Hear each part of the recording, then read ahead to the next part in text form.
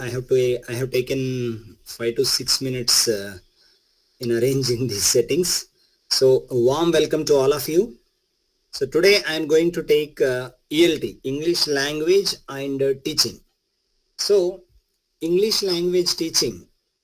So in net or set we get minimum 5 to 6 questions from this particular chapter, ELT, English Language and Teaching. Sometimes we are getting more than six. Sometimes we are getting 10 questions also from this chapter.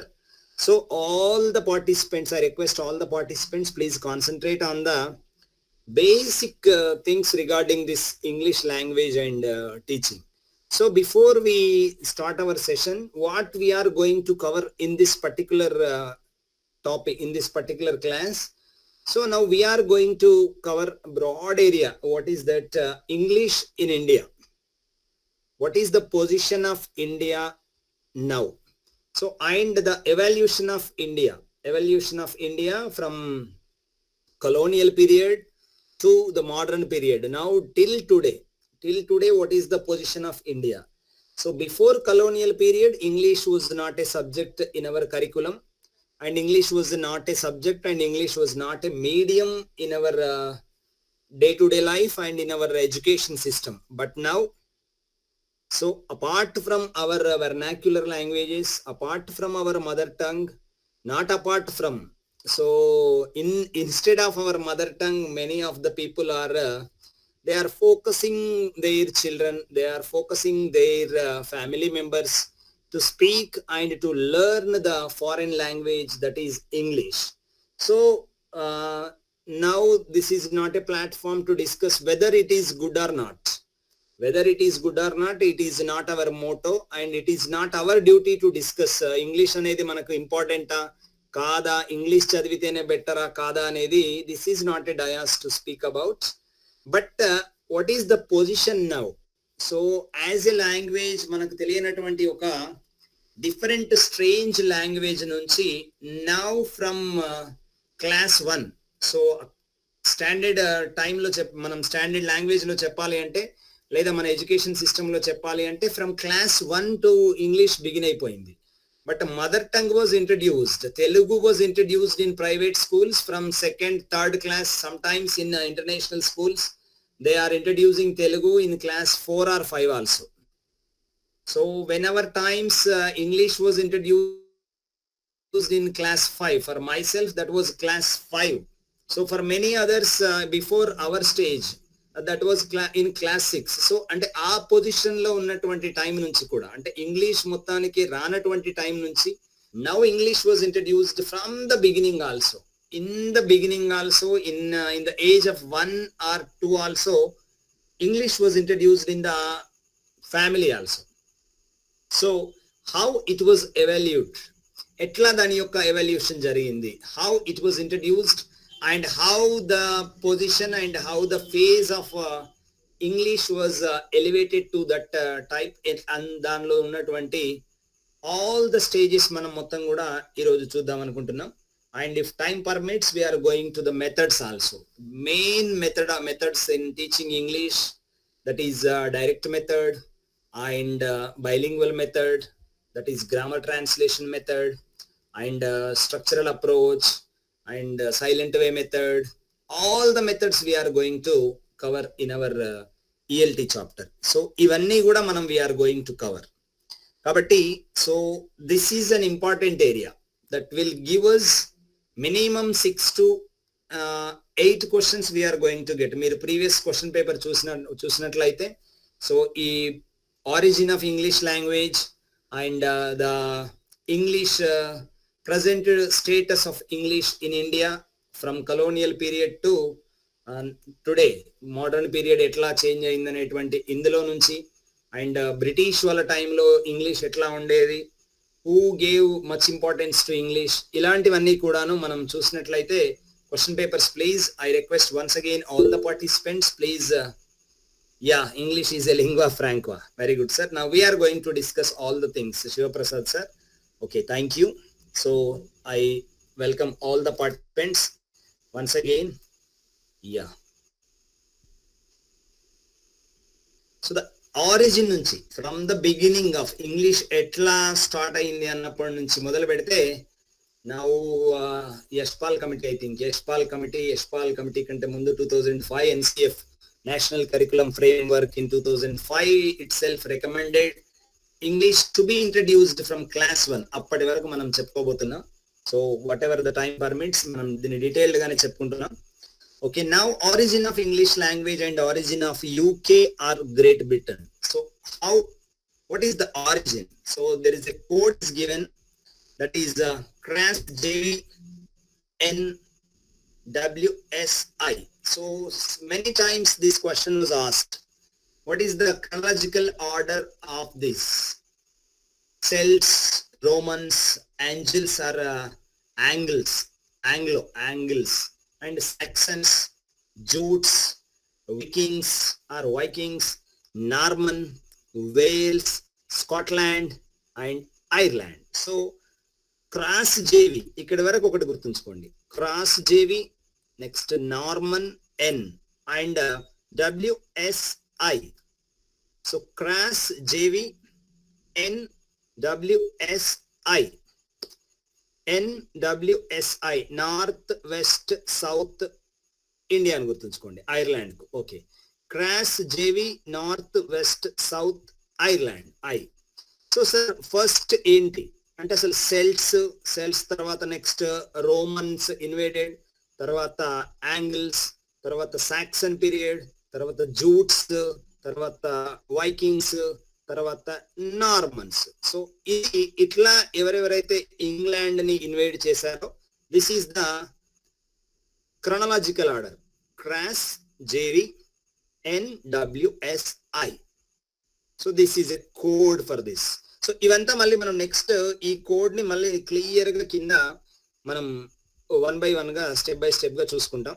Okay, so origin ఇది ఒకటి చాలా చాలా important అండి. English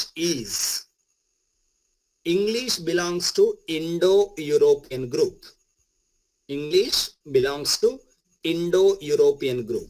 In this Indo-European group, there have 10 major branches. So in that 10 branches, German is a branch. So in that particular German, there are 3 subgroups are there. German lo malli 3 subgroups unnai. East German, North German, West German. So English belongs to West German language. So English belongs to West German language. That belongs to Indo-European group. This is very very important bit. చాలా సార్లు అడిగినటువంటిది. English is in Indo-European group, Indo-German group. Some different type of distractions will be given. So English is in Indo-European group. In that particular ఇంకా west German language అని కూడా చాలా సార్లు మనకు ఈ bit వచ్చినటువంటిది. So English is a West Germanic language that is in Indo-European group. So Indo-European group has many branches. చెప్పాం మనం, Slavic, Baltic, Celtic, Romance, Indo-Iranian. So Telugu is Dravidian language. Hindi is Indo-Aryan language. Sanskrit is Indo-Iranian. Like that, English is Indo-European group. English belongs to. So దీనికి clear గా చాలా detail ఈ paragraph ఇవ్వడం జరిగింది.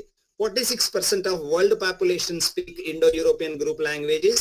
English belongs to the Indo-European language, and that is ఇందులో Indo-European group has 10 major branches: Albanians, Anatolians, Armenians, Balto-Slavic, Celtic, Germanic, Hellenic, Indo-Iranian group, Italic and Tocharian group. In this 10 groups, 10 major కాకుండా ఇంకా చాలా చిన్న చిన్న little known languages కూడా ఉంటాయి. So in this 10 languages లో Germany అనేది ఒక one particular group. So in that particular group East Germany, North Germany, West Germany ఉంది. English is particularly West Germanic language. That is very important. Now let us go to 3 ages. So English లో 3 ages చూసినట్లయితే old English period ఒకటి, that is the Anglo-Saxons period up to 10,066, and next middle English that is up to 15 or up to 16 అని కూడా ఉంటుంది అక్కడ. So next modern English that is after 15th century. Okay, నా class ఏం speed కావట్లేదు కదా, ఈ స్పీడ్ ఓకేనా, ఇంకా కొంచెం తగ్గించాలా? ఎవరైనా could you please, you can respond by message also. Now I adjust that. Is my speed is okay? Can I slow or can I maintain this tempo?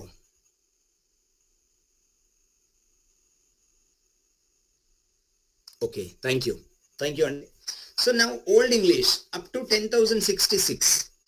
So 449 BC to 1100 AD, that is before Christ to after death of Christ. BC to AD up to 10,066.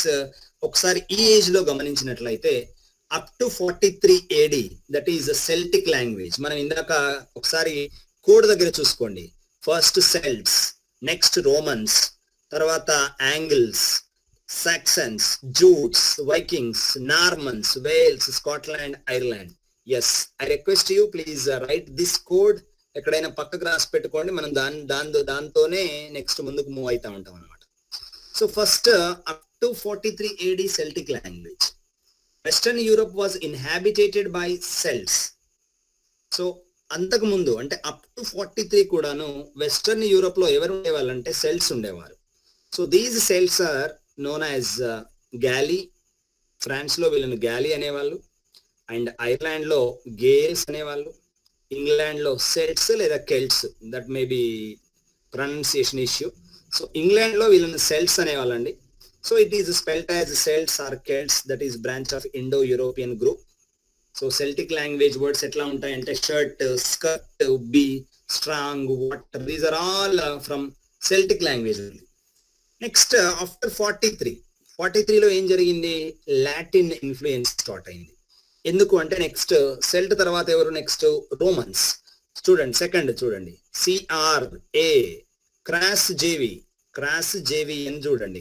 Next Romans occupied Britain, brought there language is Latin. ఇప్పుడు ఇక్కడంతా Latin influence వస్తుంది, Romans కాబట్టి.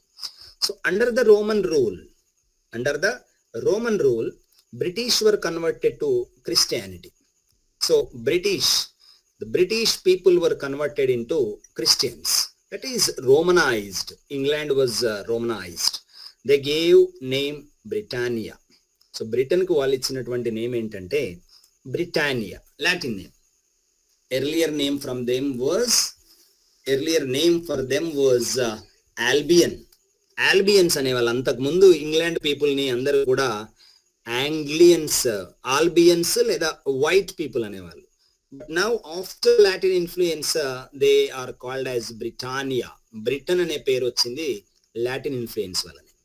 So next సరే అంటే next Romans వచ్చారనమాట. Celts తర్వాత next Romans, తర్వాత 5th century AD. Next cross, CRA, next Angles. So తర్వాత నెక్స్ట్ సాక్సన్స్, క్రాస్, జూట్స్, తర్వాత నెక్స్ట్ వైకింగ్స్ నెక్స్ట్ వస్తారు. చూడండి ఇక్కడ ఆల్రెడీ ముగ్గురు వచ్చారు. C, తర్వాత రోమన్స్ R, తర్వాత A క్రాస్, యాంగిల్స్ వీళ్ళనే హుక్ మెన్ అంటారు. Saxons sword men, Saxon means sword men. Next Jutes అంటే ఆంగ్లో సాక్సన్స్. సో ఈ 5 తర్వాత నెక్స్ట్ 5th పీపుల్ వీళ్ళు. తర్వాత next these 3 people angles, Saxons and జూట్స్, they invaded from south of Denmark. They pushed celts ని వాళ్ళు ఏం చేశారంటే వెస్ట్ కు నార్త్ కు మూవ్ చేశారు వాళ్ళని. That is Wales, Scotland and Ireland పంపించారు. So there land Angla land. ఆ ఆంగ్లా ల్యాండ్ నుంచే ఎంగోల్ ల్యాండ్ అయింది. దానిలో నుంచే ఎంగోల్ ల్యాండ్ కాస్త ఇంగ్లాండ్ అయింది. In this way so there land Angla land, Angles కాబట్టి ఆంగ్లా ల్యాండ్ అయింది. వాళ్ళు ఇన్వైట్ చేశారు, దానిలో నుంచే ఎంగోల్ ల్యాండ్ అనే పేరు వచ్చింది, దానిలో నుంచే ఇంగ్లాండ్ అనే పేరు వచ్చింది. This is evolution of England. So the 4 dialects. So వీళ్ళ డైలెక్ట్స్ 4 డైలెక్ట్స్ ఉంటాయి. Northumbrian, these are dialects, not languages, only dialects. Northumbrian dialect, Mercian dialect, West Saxon dialect and Kentish dialect. So next ఏం జరిగింది అంటే 9th సెంచరీలో Scandinavian influence, ఇక్కడ మనకు Vikings, Scandinavia నుంచి Vikings, Denmark నుంచి Danes, they invaded England, they destroyed Northumbrian school, Northumbrian dialect ఉంటుంది కదా, so they destroyed Northumbrian school and literature. Next English prose began under king Alfred in between 848 to 901. So మనకు just ఇదంతా complete గా detailed గా ఇచ్చాం, కానీ మీరు just ఎవరి తర్వాత ఎవరు అనేది ఇంపార్టెంట్ గుర్తుంచుకోండి. సో ఈ ఓల్డ్ ఇంగ్లీష్ పీరియడ్ అని చెప్పుకున్నాం కదా, up to 1066. So the features of old English చూసినట్లయితే, ఈ old English has 3 genders, masculine gender ఉంది, ఫెమినైన్ జెండర్ ఉంది, న్యూట్రల్ జెండర్ ఉంది. So great proportion of strong verbs in old English. So strong verbs కి చాలా ప్రామినెన్స్ ఉండేది, but when come to modern English they become weak verbs. Helpen అనేది ఒక strong verb గా ఉండేది ఓల్డెన్ ఇంగ్లీష్ లో, హెల్పెన్, అక్కడ ఓల్డ్ ఇంగ్లీష్ లో ఉన్న word helpen, so that become help and that is a weak verb in modern English. So అట్లాగే in olden English pronunciation is also very different, that is wife కి చూడండి WIF, wife అంతే. Queen కు ఉన్న word ఏంటిది అంటే queen, CWEN, queen. Pronunciation is also very different, swine, wif, stone అంతే. So house, housen, shoe, shoen. So that is largely inflectional language, అంటే different గా ఉండేటువంటి అనమాట ఈ వర్డ్స్ కంతా కూడా. సో మోడర్న్ లోకి వచ్చేటప్పటికి హౌస్, ఫ్రెంచ్ ఎఫెక్ట్ తోటి హౌజెస్ అయిపోయింది. Old English is synthetic, that is inflections. So ఈ హౌస్ కి హౌస్ అండ్ వైఫ్ కి వైఫ్. బట్ మోడర్న్ ఇంగ్లీష్ లో ఏం జరుగుతుంది అంటే ప్రిపోజిషన్ ని కూడా ఎక్స్టెన్సివ్ గా యూజ్ చేశారు. అంటే ఓల్డ్ ఇంగ్లీష్ లో నో ప్రిపోజిషన్స్ అసలు వాటి యొక్క usage very very low old English లో. But when come to modern English they used extensive use of prepositions. And in old English లో JQV, these words, these letters, they were never used in old English, even though the sounds also. 85% of words are no longer in use in middle English. So middle English వచ్చేటప్పటికి middle English లో ఉన్నటువంటి 85% of words, those were not used in old English. Okay, next so in old English 85% of words of old English, they were not in the use in middle English. Middle English లోకి వచ్చేటప్పటికి 85% of words ని use చేయట్లేదు old English words ని. ఇట్లాంటి విఫ్, queen, stone ఇట్లాంటివన్నీ కూడా omit చేయడం జరిగింది. నెక్స్ట్ మిడిల్ ఇంగ్లీష్ పీరియడ్ 1150 నుంచి 1450 వరకు కూడాను. ఇక్కడ నెక్స్ట్ ఏం జరిగింది అంటే నార్మన్ కాంక్వెస్ట్. సో మనకి ఇప్పుడు నార్మన్ అనేటువంటి కాంక్వెస్ట్, ఈ నార్మన్ కాంక్వెస్ట్ 1066 లో ఫ్రెంచ్ ఇన్ఫ్లుయెన్స్ వచ్చింది ఇప్పుడు ఇంగ్లీష్ పైన. So French invaded under the leadership of William. He is the Duke of Normandy. Normandy means, Normans means Northmen, Northern Francemen. So they are called Northmen. They brought their language, that is Anglo-Norman, that is Old French. So Normans are originally from Scandinavia. They settled in France. Before that Anglo-Saxon is there, and Anglo-Norman కలిసిన తర్వాత so Anglo-Saxon and Anglo-Norman. So ఈ రెండు లాంగ్వేజ్ల mix తో వచ్చింది middle English. ఇది చాలా చాలా important అండి. ఆంగ్లో-సాక్సన్ ప్లస్ ఆంగ్లో-నార్మన్, ఈ రెండింటి యొక్క మిక్స్ తో వచ్చినటువంటిదే మిడిల్ ఇంగ్లీష్, బాగా గుర్తుంచుకోండి. Next in this middle English టైంలో, so lower class they speak English, the upper class people they speak French. So with the beginning కేశవ్ 14th century, that is from 1150 to 1450. So in 1066 what happened, that is Norman conquest.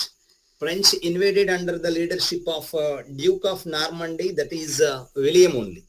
So Normandy means Northmen.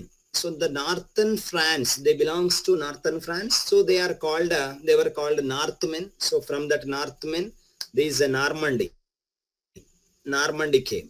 So they brought their language, that is Anglo-Norman. Their language is Anglo-Norman, that is Old French. So Normans are originally from Scandinavia and they settled in France. So their influence Anglo-Norman. So before that Anglo-Saxon period is there, and from Anglo-Norman period this Anglo-Saxon and Anglo-Norman, both these two periods are called as Middle English. And the English which was used in Anglo-Saxon and in Anglo-Norman, those English is called Middle English. So at that time, the lower class people, the people who are belongs to the lower class are the working class people, they speak English. And the upper class people are the aristocratic families, they speak French at that time. So with the beginning of the Renaissance, this Middle English emerged as modern English. So now Middle English become modern English after this period. So and this Shakespeare used it in Love's Labour Lost, not though, this is through Holofernes character.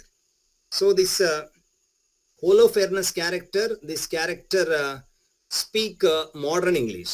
So what are the features of modern English? So old English inflections disappeared. The inflections housen, wife, and all those, that type of inflections disappeared, and the pronunciation also changed. New sounds, fa sound, wa sound, sa sound, za sound, and ing form also that was used in English.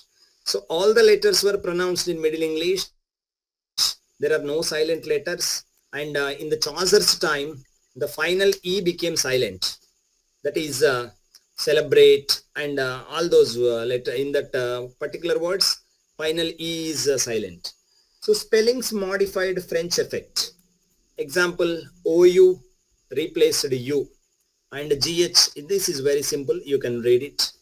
So next, from modern English. So at that time, 1439, Gutenberg printing press, that is standardized the language.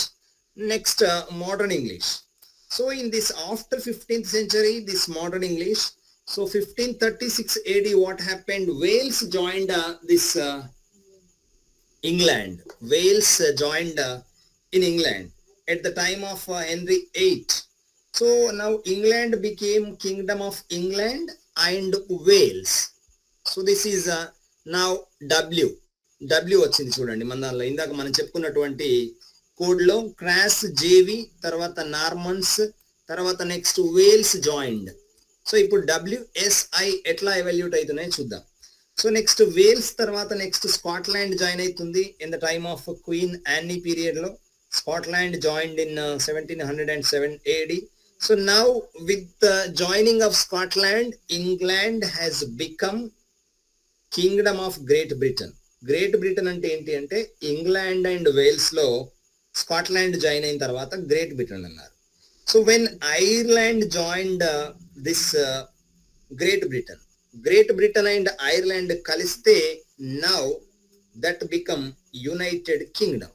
United Kingdom అంటే ఏంటి అంటే Great Britain and Ireland. Great Britain అంటే ఏంటి? Scotland కలిసిన తర్వాత. So ఇక్కడ ఒకటి Eire or southern Ireland left the union అనేది ఉంది. ఆ ఒక లైన్ కట్ చేసుకోండి, ఆ లైన్ కింద వచ్చింది ఆల్రెడీ. 1922లో what happened? Southern Ireland left from this union, Eire or southern Ireland. So ఈ యూనియన్ నుంచి ఐరీ లేదా సదర్న్ ఐర్లాండ్ లెఫ్ట్ అయిన తర్వాత ఇది ఒక క్వశ్చన్, చాలా మందికి ఒక క్వశ్చన్ వస్తుంది. యూకే గ్రేట్ బ్రిటన్ రెండు సేమా కాదా? గ్రేట్ బ్రిటన్ అంటే ఏంటి అంటే ఇంగ్లాండ్ అండ్ వేల్స్, స్కాట్లాండ్, ఇవి మూడు కలిస్తే గ్రేట్ బ్రిటన్. మరి యూకే యునైటెడ్ కింగ్డమ్ అంటే ఏంటి అంటే గ్రేట్ బ్రిటన్ ప్రస్తుతము, సదర్న్ ఐర్లాండ్ లేదు ఇందులో, నార్థర్న్ ఐర్లాండ్ కలిస్తే యూకే యునైటెడ్ కింగ్డమ్. సో ఇది చాలా చాలా ఇంపార్టెంట్. గ్రేట్ బ్రిటన్ అంటే ఏంటి అంటే England, Wales and Scotland. So దీనికి నార్త్ ఐర్లాండ్ ను కలిపితే యూకే. సో ఇది ఒక 2 ఇంపార్టెంట్ పాయింట్స్ ఉన్నాయి ఇక్కడ. So what is the national poem of Scotland? Scotland's national poem that is Bruce poem. Bruce poem written by John Barbour. John Barbour wrote the national poem of Scotland, that is Bruce poem. Next one important Chanson de Roland. Chanson de Roland, that is the national epic poem of France.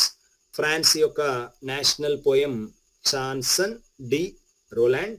And Scotland యొక్క national poem ఏంటి అంటే John Barbour. Okay, next important changes affected English. ఏం changes వచ్చాయి English లోపల? ఏం changes వచ్చాయంటే, so modern and middle English that is differs from each other in what is called great vowel shift. Great vowel shift. Keshav, could you please move? So modern and middle English differs from each other in what it is called a great vowel shift. So ఈ great vowel shift అనేది మనకు చాలా సార్లు వచ్చినటువంటి question. This term was coined by Otto జెస్పర్సన్.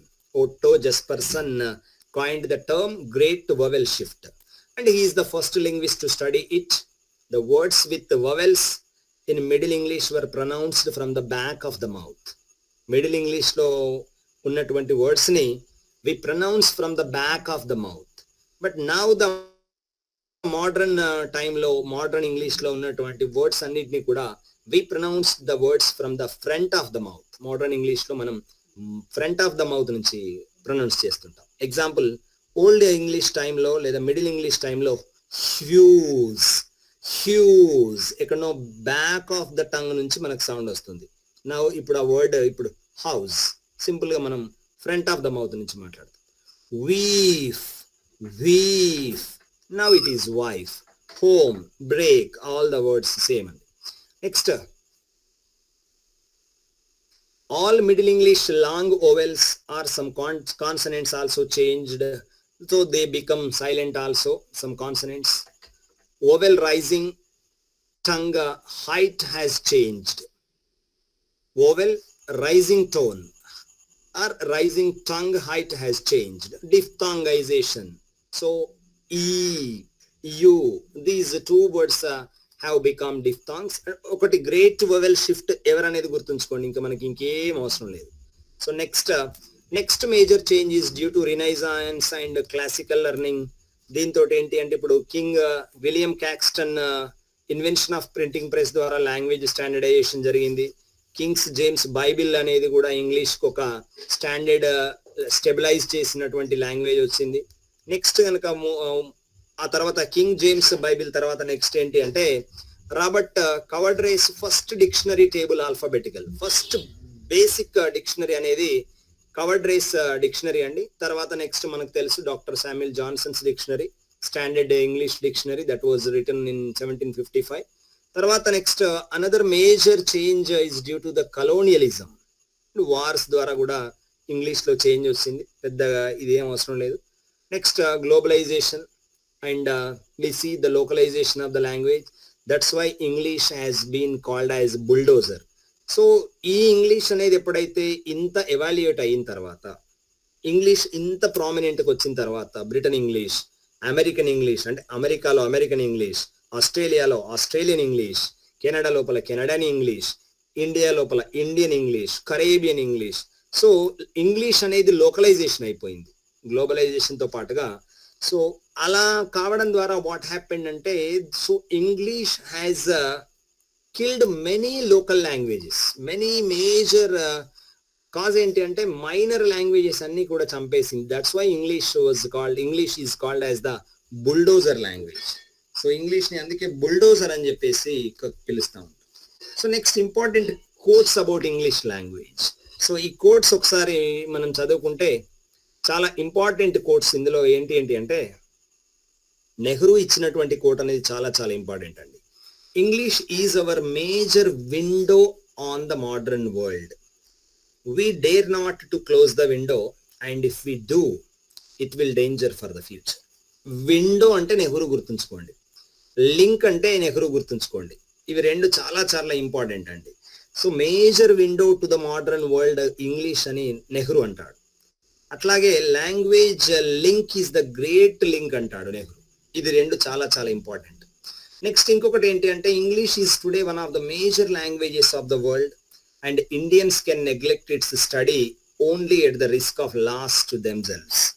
So ఇది ఒక important quote అండి నెహ్రూ చెప్పినటువంటిది. మనకు తెలుసు నెహ్రూ వాళ్ళ ఫ్యామిలీ కూడా ఎప్పుడు కూడా వాళ్ళంతా మోడర్నిజం అంటే ఇప్పటికీ కూడాను, ఈవెన్ నెహ్రూ తర్వాత ఇందిరా కానీ, ఇందిరా తర్వాత రాజీవ్ కానీ, ఇప్పుడు రాజీవ్ చూసినట్లయితే టెక్నాలజీకి ఎక్కువ ఇంపార్టెన్స్ ఇచ్చాడు. అంటే వాళ్ళంతా మోడర్నిస్టిక్ అప్రోచ్ తోటి ఉంటారు, నెహ్రూ ఫ్యామిలీ అంతా కూడా.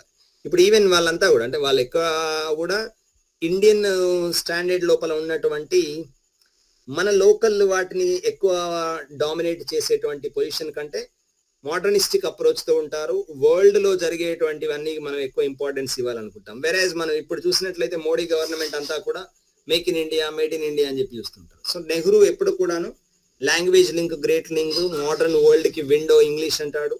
So English is today one of the major languages of the world and Indians can neglect its study only at the risk of loss to themselves. That means if Indians neglect the study of English, that will be a great loss to them. Next, Radhakrishnan ఏమంటాడంటే English should be studied in high schools and universities to keep in touch with the living stream of ever growing knowledge, and it would prevent isolation from the world. So high schools and university time lo we should be keep in touch with the living stream of ever growing knowledge. So foreign literature or foreign technology anta kuda English lo untundi kabatti we should be keep in touch with that type of technology through English only. That is Radhakrishnan's important quote. And George Bernard Shaw, we know Pygmalion. So in his preface to Pygmalion, already we know GB Shaw is well known for his long prefaces. Already sir has చెప్పాడు మీకు, Ravinder sir. So long prefaces రాయడంలో GB Shaw famous. మళ్ళీ ఒకసారి connection చెప్తున్నాను. So in his long preface to Pygmalion he says that it is impossible for an English man to open mouth without making some other English man hate or despise him. So ఇది ఒక important quote. తర్వాత Humboldt ఒకటి చాలా important quote అండి.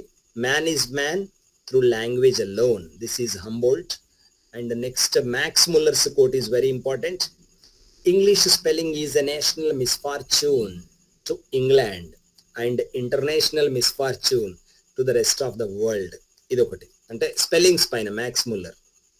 Next inka ee Kirk oka important quote chuskondi. English is the language on which the sun does not set, whose users never sleep. That is Quirk quote అండి. Next MK Gandhi's coat ఒకటి చూడండి. I have always felt that the true textbook for the pupil is his teacher only. So that means no one can replace teacher. అది MK Gandhi coat. తర్వాత next చూసినట్లయితే features of language. So మనం language features కనుక చూసినట్లయితే who coined the term design features about the characteristics of a language? C.F. Hockett. C.F. Hockett, he coined the term design features. So ఇవన్నీ కూడా మనకు మామూలుగా just simple అండి. Language is verbal, vocal, and we speak the language. Language is produced by our speech organs. So language is sound. Language is means of communication. Language shows displacement. Language is a social phenomena. Language is extendable and it is very creative. Language is non-instinctive. Idokati chudandi. Language is not created in one day and also that is not instinctive. Manam social ga day by day we learnt the language, not instinctively. Puttagane local nunchi language puttadu. Manam oka baby ni, if we drop that baby in England, after 2-3 years he speak English.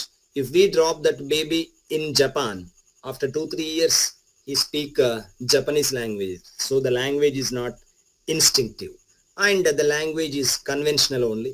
Language is organic and that is dynamic. It changes. Language is not inherited. It is acquired by learning. So acquire and learning ki oka chinna definition undi manaku. So first language, we acquire the first language. So we acquire our mother tongue. But when come to the second tongue, that is the second language or foreign language, we learn the second language. Adokati gurtunchukondi. First language or our mother tongue, that is acquired. But we learn the second language or we learn the foreign language. English is learned. Our mother tongue Telugu or our mother tongue Urdu, that is acquired. చూద్దాం, ఇది ఒకటి important అండి. It is learned not by heredity. Animals inherit but we don't inherit. మనం ఏంటి నేర్చుకుంటాం లేదా acquire చేస్తాం. So each of us has innate ability to acquire language acquisition device, LAD. We acquire through imitation, we acquire through insights, we acquire from cognitive perceptions. Example, cuckoo at crow's nest, that is inherited. Cuckoo ekkada, it lays eggs in the crow's nest only, that is inherited. But child at other environment, he learnt only. అదొకటి important అండి. Next, language is arbitrary. So మనకు తెలుసు ఎందుకు మనం ఏ రాస్తే దీన్ని ఏ అని ఎందుకు చదవాలి, ఎస్ రాస్తే దీన్నే ఎస్ అని చదవాలి. Sometimes the children may ask, but we don't know why that is. మనకన్నా ముందు ఎవరో అట్లా చెప్పారు, అది అంతే. అట్లే ఎందుకు రాయాలి, దీన్నే కుక్క అని ఎందుకు అనాలి, దాన్నే నక్క అని ఎందుకు అనాలి అంటే there is no logic is there. అదొకటి వెరీ ఇంపార్టెంట్ అండి. Language is arbitrary. There is no reason between the given feature of language and its meaning. Sir ఇట్లా ఏ కే రాసి దీన్ని కే అని ఎందుకు పలకాలి సార్, దీన్నే బి అంటే అయిపోవాలి, మనకన్నా ముందు వాళ్ళు అట్లా రాశారు, మనం అట్లా రాస్తాం. So there is no reason, that is arbitrary. Next, language is symbolic. అంతకన్నా ముందు ఒకటి ఉంది చూడండి. There are some onomatopoeic means echo of the sounds, buzz of bees, buzzing, hissing, meowing. So these are all onomatopoeic sounds. So next, language is symbolic and language is systematic. Just మీరు ఒక్కసారి just go through these pages, ఒకసారి చూడండి. Next, Keshav, could you please scroll down. Language is systematic. Language has duality of structure. So language ఏంటి అంటే, so in the words, first language is acquired and second language is learned. First language is acquired అండి, second language is learned. చెప్తాం మళ్ళీ మనం అది language acquisition theories దగ్గరికి వచ్చేటప్పుడు చెప్పుకుందాం. Next, language is modifiable, language is unique and language is a skill. ఇక్కడ explain చేస్తాను. So language acquisition is based on 4 skills. We use cognitive, behavioral and psycholinguistic attitudes to learn language. So it is not subject to study, but a skill to be practiced and perfected. Language is not a subject to study. It is a skill to be practiced and perfected. So మనం నార్మల్గా language అనేది that is Telugu అయినా తీసుకోండి, హిందీ అయినా తీసుకోండి, ఉర్దూ అయినా తీసుకోండి. So మన ఇంటి దగ్గర ఉండేటువంటి old people, some illiterate people are agriculture labourer, they don't know how to read Telugu, they don't know how to read English, they don't know how to read Hindi, but they speak fluently that language. They speak very fluently without any grammatical mistakes. So the illiterates in UK, they speak the language very fluent than many other scholars and academias. So that is the greatness of the language. So language is not a subject to study. It is a skill to be practiced. With practice, anyone can learn this skill. So with practice, anyone can be perfect in any language. So please see this. L1, without training, it was acquired unconsciously. So a 3-year child or a 4-year child, he can speak Telugu, he can speak English if it is his mother tongue, he can speak Hindi, he can speak Gujarati without any training. Unconsciously he can learn. But when come to the second language, that is other language or second language or foreign language or English or Hindi. For us, Hindi is a second language. For us, English is another language, third language or second language. So with proper training, with proper learning, consciously we learn second language. That is very important. And next, language exhibits prevarication. Prevarication means we can think extraordinarily, we can think. అబద్ధం చెప్తాం మనం, ఎట్లా ఏదో చెప్తాం language తోటి. అనగనగనగనగా మేము మొన్న ఒకసారి అట్లా పోయినప్పుడు పెద్ద మాకు దయ్యం అనిపించింది, మనం చిన్నపిల్లలకి చెప్తా ఉంటాం. That is completely lies. So only human beings can lie. We can tell fairy tales, imaginative, creative. All these stories are not true. So that is language exhibits prevarication. Ability to tell a lie is called prevarication. Next, language exhibits culture, language exhibits redundancy. Next, one important thing is Grimm's law. The first German sound shift. This is a Grimm's law అనగానే మనకి ఏంటి అంటే consonant shift ఒకటి గుర్తుకు రావాలి అండి.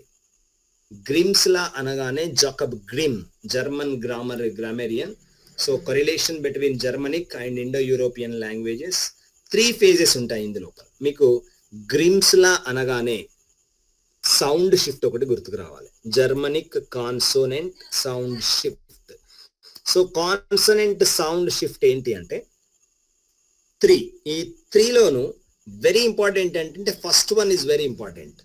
Stops change into voiceless fricatives. Stops అంటే ప్లాజివ్స్. మనం నెక్స్ట్ క్లాస్లో ఈఎల్టీ చివరిలో మనం అంతా కూడా ఈ సౌండ్ సిస్టమ్ అంతా చెప్పుకుంటాం. ఏవి వాయిస్లెస్, ఏవి వాయిస్, ఏవి ఫ్రికేటివ్స్, ఏవి అలోయరల్స్, తర్వాత ఏవి బైలాబియల్స్, లాబియోడెంటల్స్, ప్లాజివ్స్, ఫ్రికేటివ్స్ అన్ని చెప్పుకుంటాం. సో అందులో ఇది ఒకటి గుర్తుంచుకోండి. గ్రిమ్స్ లాలో 3 పాయింట్స్ ఉంటాయి, 3 ఫేజెస్. ఫస్ట్ ఏంటి అంటే స్టాప్స్. స్టాప్స్ అంటే ప్లాజివ్స్ అండి, బ్రాకెట్ రాసుకోండి. స్టాప్స్ దగ్గర బ్రాకెట్లో ప్లాజివ్స్ రాసుకోండి. ప్లాజివ్స్ చేంజ్ ఇంటూ వాయిస్లెస్ ఫ్రికేటివ్స్. అంటే పా సౌండ్ ఎలా చేంజ్ అయిపోతుంది అంటే ఫాగా మారుతుంది. పా ఫా అంటే ప్యాన్, ఫ్యాన్ లాగా అనమాట. టా సౌండ్, టా అనేది తాగా మారిపోతుంది. టా చేంజెస్ ఇంటూ థా.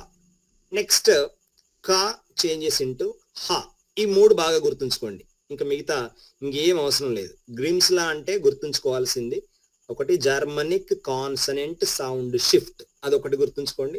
Now second point, P sound change into ఫా సౌండ్ అండ్ టా సౌండ్ చేంజెస్ ఇంటూ తా సౌండ్, కా సౌండ్ చేంజెస్ ఇంటూ హా సౌండ్. ఈ పైన లైన్ గుర్తుంచుకోండి, సార్ అండర్లైన్ చేసిన దానిలో పైన లైనే గుర్తుంచుకోండి బాగా. పెడ్ ఫుట్, పా చేంజెస్ ఇంటూ ఫా. ట్రెస్ 3, ట్రెస్ 3. టా హియర్ టా సౌండ్ దట్ చేంజెస్ ఇంటూ తా సౌండ్, టా తాగా మారుతుంది అనమాట. కార్డ్లో కా సౌండ్ ఉంది, హార్ట్లో హా సౌండ్, అంటే ఈ కా సౌండ్ హా సౌండ్గా చేంజ్ అవుతుంది అనమాట. సో ఈ జర్మనిక్ ఈ సౌండ్ షిఫ్ట్ అనేది వెరీ వెరీ ఇంపార్టెంట్ అండి గ్రిమ్స్లా. ఇంకా అంతే. నెక్స్ట్ అంతకన్నా ముందు ఒకటి, గ్రిమ్స్లా అనేటువంటిది దేనికి సంబంధించింది? కాన్సనెంటా లేదా వావెల్సా లేదా డిఫ్థాంగ్సా, మనఫ్థాంగ్సా, వేటికి సంబంధించినటువంటిది? సైలెంట్ లెటర్స్ అని అడుగుతాడు. So Grimm's law is in Grimm's law what is explained only consonant sound shift is explained. అదొకటి ఇంపార్టెంట్ అండి. Next history and status of English in India. Already మనం చాలా చెప్పుకున్నాం మొన్న. సో స్పీడ్గా ఒకటి గుర్తుంచుకోండి. సో ఆటోమేటిక్గా ఇందులో ఏమొస్తుందంటే మొత్తం Indian history at a glance కనిపిస్తూ ఉంటుంది మనకు కొంత. So 1498, what happened? Invention of sea route to India by Vasco da Gama. మనందరికీ తెలుసు, టర్క్స్ కాన్స్టాంటినోపుల్ని ఆక్యుపై చేసిన తర్వాత సీ రూట్ కంపల్సరీగా ఫైండ్ అవుట్ చేయాల్సినటువంటి, డిస్కవర్ చేయాల్సినటువంటి టైం అది. So Vasco de Gama, he discovered, not invention, he discovered the sea route to India by Vasco da Gama. He arrived in Kozhikode in Malabar, Kerala. So on 20th May 1498, the king of Calicut at that time was Samudiri or Jamorin, and he gave traditional hospitality. One second. తాయి ఒకసారి నా phone చేయరా, నేను పెద్ద బాబు phone ఇంకా దీనికి wifi పెట్టుకుని online class తీసుకుంటున్నా. నా నంబర్కి చేయమ్మా.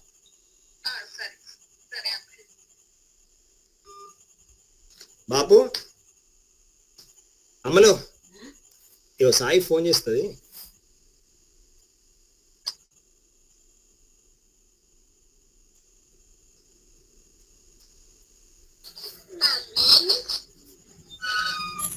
మాట్లాడు. ఓకే, సారీ అండి. సో 1498 మాట్లాడు. 1498 invention of sea route to India by Vasco da Gama. So next మనకంటే ఇది యాక్చువల్గా హిస్టారికల్ పర్స్పెక్టివ్ అండి. సో నెక్స్ట్ ఏంటి అంటే 31st December 1600లో East India Company was established. So the English man came to India with the purpose of business only and business and trade. They established British East India Company on 31st December 1600. So that is the beginning of English language in India. So Edmund Burke called East India Company and East India Company agents as the birds of prey. Next, initially English education was available to only the children of the company. Company children ఉండేవాళ్ళు, వాళ్ళకి మాత్రమే, ఆ కంపెనీలో work చేసే workers పిల్లలకే ఉండేది. తర్వాత next కోల్కతాలో fort William was built in Calcutta in the year 1698. So ఇవన్నీ మనకు యాజ్ ఇంగ్లీష్ లాంగ్వేజ్ కి మనకు పెద్దగా ఇవన్నీ ఏం అవసరం లేదు. బట్ ద ఇంపార్టెంట్ ఏంటి అంటే ఇది ఒకటి అండి, 1757 బ్యాటిల్ ఆఫ్ ప్లాసీ. అంటే ఓన్లీ మనకు జిఎస్ లేదా ఇంగ్లీష్ లో పెద్దగా అవసరం లేదు. ఇంగ్లీష్ రూల్ ఎస్టాబ్లిష్ అయ్యింది 1757 బ్యాటిల్ ఆఫ్ ప్లాసీ.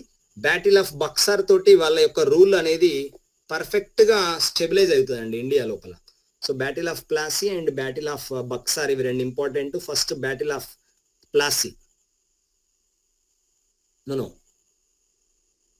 ప్లాసీ తర్వాత బక్సార్, అంతే. 1757 బ్యాటిల్ ఆఫ్ ప్లాసీ. తర్వాత నెక్స్ట్ బక్సార్ 1764 అండి, బ్రాకెట్లో రాసుకోండి. Battle of Buxar 1764. సో తర్వాత next English news papers started in the year 1780. తర్వాత next first school in Bengal that was started by English missionary who started William Carey started first school in Bengal. The medium of that time is Bengali. And one more thing I want to share you, English literature as a subject that was not started in England first. English literature was first started in India only. మనకు next వస్తుందండి, అది ఒకటి గుర్తుంచుకోండి. English literature ని మొట్టమొదటిగా start చేసింది ఇండియాలో. Next 1793లో charter act 1793. So Wilberforce, ఇది ఇక్కడ ఒక 1 minute, ఇది ఒక పారాగ్రాఫ్ వెరీ వెరీ ఇంపార్టెంట్ అండి. 1793, 1797 ఇవి రెండు చూసుకోండి. So this Wilber force, person behind the abolition of slave trade, he proposed to send schoolmasters to India, but East India Company did not accept his proposal. They refused to take the responsibility of Indian education for another 20 years. So 1813లో మొట్టమొదటిసారిగా తీసుకుంటారండి. But in 1813 he tried again, but when the charter next came up for renewal, he criticized the East India Company. మీరు ఇంకా ఇండియాకి ఎందుకు school మాస్టర్ని పంపట్లేదు, మనకు అక్కడ చాలా నీడ్ ఉంది, అక్కడ మనం స్కూల్స్ స్టార్ట్ చేయాలంటాడు. ఇంకొకటి ఏంటి అంటే he criticized East India Company and their rule, and also he criticized India and the culture of India also. హిందూయిజమ్స్ లో క్యాస్ట్ సిస్టమ్ ఉంది, ఇన్ఫాంటిసైడ్ ఉంది, పాలిగమీ ఉంది, సతీ ఉంది. ఇంకేమంటాడంటే ఇండియన్ కల్చర్ అనేటువంటిది వెరీ ఇంపార్టెంట్ అండి. ఇది విల్బర్ ఫోర్స్ యొక్క comment. Our religion is sublime. Sublime means great. Our religion is very great and our religion is pure, బెనిఫిషియంట్.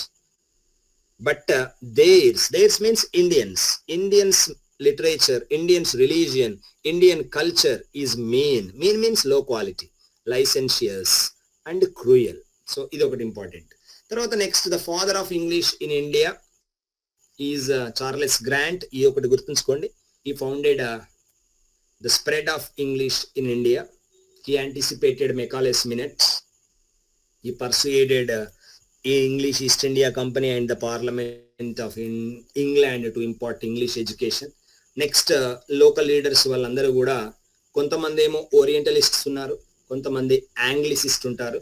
Orientals ఏమంటారంటే మన లాంగ్వేజ్ ని రివైజ్ చేసుకుందాం, మన కల్చర్ ని రివైజ్ చేసుకుందాం, మన కల్చర్ ని మోడిఫై చేసుకొని రివైవల్ తెచ్చుకుందాం అంటారు వాళ్ళు ఓరియంటలిస్ట్. సాంస్క్రిట్, అరబిక్ ను మళ్ళీ మనము రివైవల్ ఆఫ్ ద లాంగ్వేజ్ తెచ్చుకుందాం అంటారు.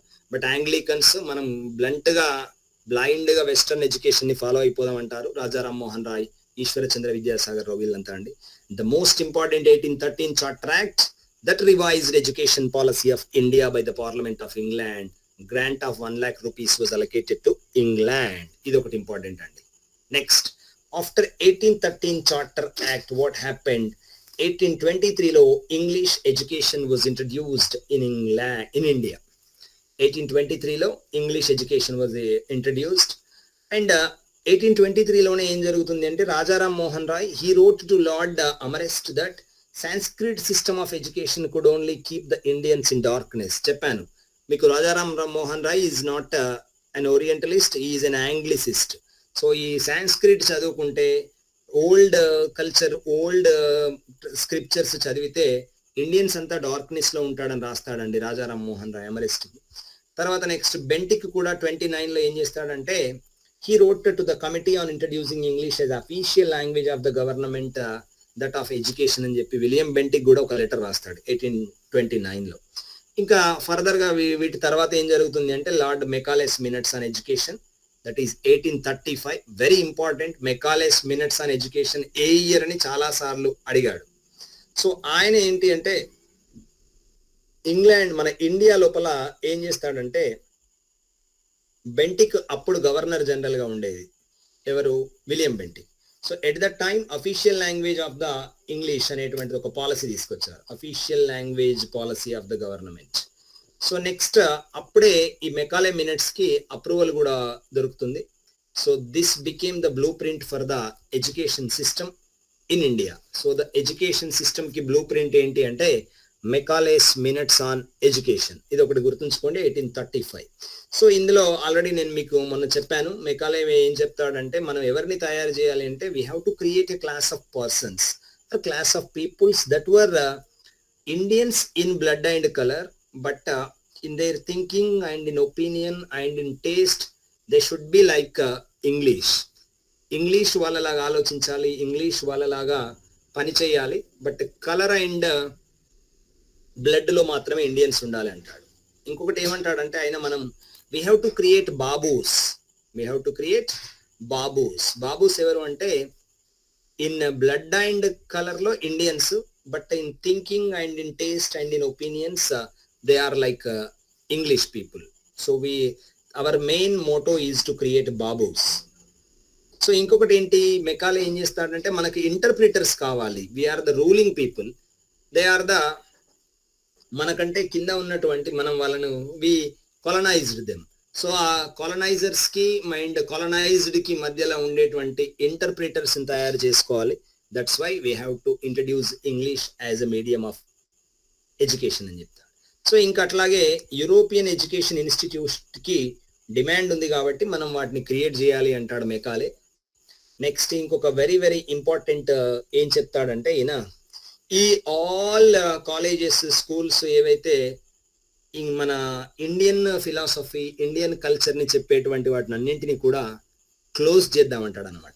ఎందుకు మెకాలే చెప్తాడంటే యాక్చువల్లీ మెకాలే యొక్క ఒరిజినల్ మోటో ఏంటి అంటే ఇండియా యొక్క కల్చర్ చాలా రిచ్ కల్చర్. యాక్చువల్ గా మనకు పైకి ఇచ్చే మినిట్స్ లో ఇట్లా ఇస్తాడు కానీ, బట్ ఇంగ్లాండ్ కి ఇచ్చేటువంటి రిపోర్ట్ ఏముంటుంది అంటే ఇండియాలో కల్చర్ కానీ లాంగ్వేజ్ కానీ వాళ్ళ యొక్క పద్ధతులు కానీ అవన్నీ వాళ్ళ ఎడ్యుకేషన్ సిస్టమ్ అనేది ఒక ఆర్గనైజ్డ్ గా వెళ్తున్నటువంటి సిస్టమ్. సో దాన్ని మనం కనుక కొలాప్స్ చేయకపోతే మనం ఎప్పుడు కూడా అంటే ఇండియాను పూర్తిగా ఆక్యుపై చేయలేము. కల్చర్ ని పూర్తిగా డిమాలిష్ చేయాలి అంటే ఫస్ట్ లాంగ్వేజ్ ని మార్చాలి, ఎడ్యుకేషన్ సిస్టమ్ ని మార్చాలి.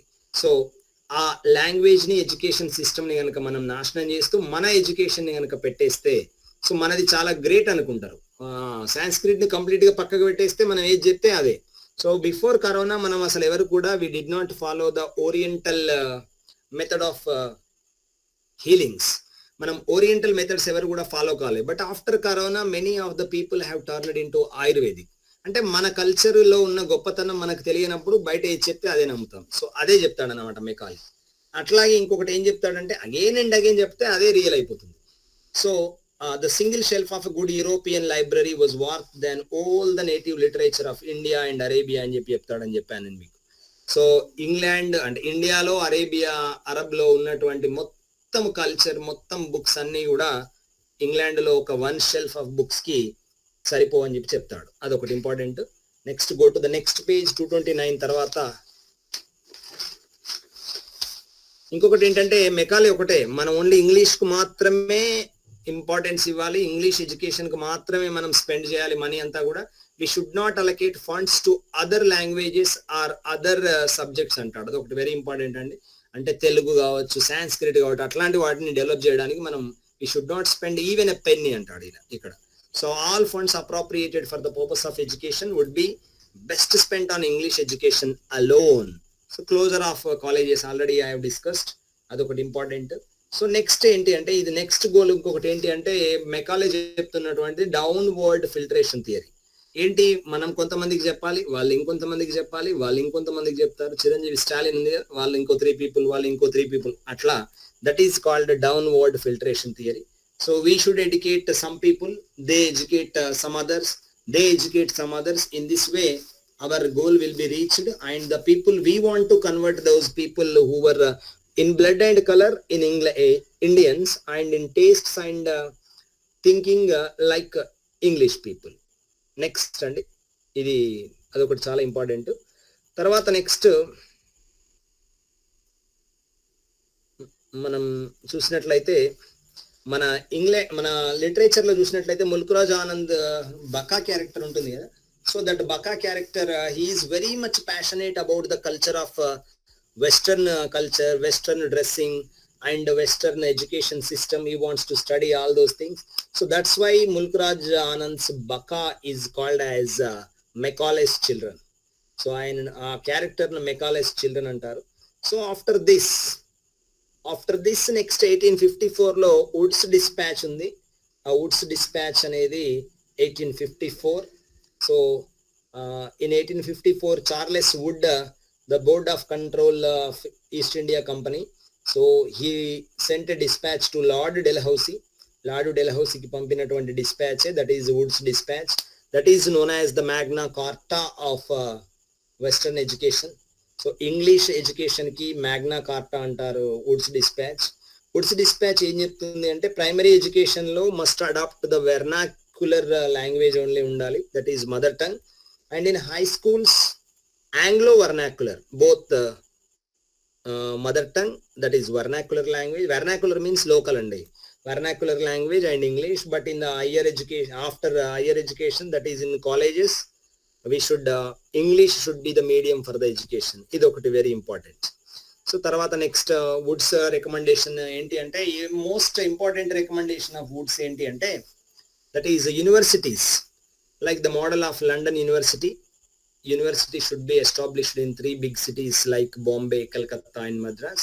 So with the recommendation of the Woods, in 1857 universities, 3 universities were established in India. The first university is University of Calcutta. Yesterday I told you. So next Woods dispatch lo ante just ఒకటి రెండు points మనకు చాలా important అండి. అదొక point చాలా చాలా important.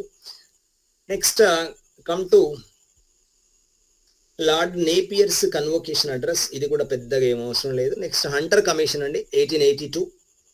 అదొకటి just ఈ ఇయర్సే గుర్తుంచుకోండి, మనకి ఇందులో పెద్దగా ఏమి రాకపోవచ్చు. కాకుంటే ఈ యూనివర్సిటీస్ని ఎస్టాబ్లిష్ చేసి రికమెండేషన్ చేసింది ఎవరు అని అడుగుతాడు. మెకాలే మినిట్స్ ఆన్ ఎడ్యుకేషన్ అయితే మొత్తం చదవండి కంపల్సరీ. నెక్స్ట్ హంటర్ కమిషన్ 1882, అదొకటి ఇంపార్టెంట్. ఇంకా నెక్స్ట్ వస్తే అంటే ఇయర్, హంటర్ కమిషన్కి సంబంధించి ఇయరే ఇంపార్టెంట్ మనకు. Next Indian University Commission. So 1902లో లార్డ్ కర్జన్ మనకు తెలుసు 1905 లోపల బెంగాల్ని పార్టీషన్ చేసినటువంటి వ్యక్తి. So Indian University Commission he appointed T Raleigh commission is known as Lord Curzon's Indian University Commission. ఇది ఒకటి ఇంపార్టెంట్. అంతే, కిందికి వచ్చేయండి. నెక్స్ట్ ఆ తర్వాత ర్యాలే కమిషన్స్ తర్వాత నెక్స్ట్ ఇంపార్టెంట్ ఏంటి అంటే, ఈ ర్యాలే కమిషన్ యొక్క రికమెండేషన్స్ తోటే that was Lord viceroy Lord Curzon, he passed Indian Universities act. ఇంకా తర్వాత నెక్స్ట్ పెద్దగా ఇంపార్టెంట్ ఇంకా మనకి ఏం అవసరం లేదండి.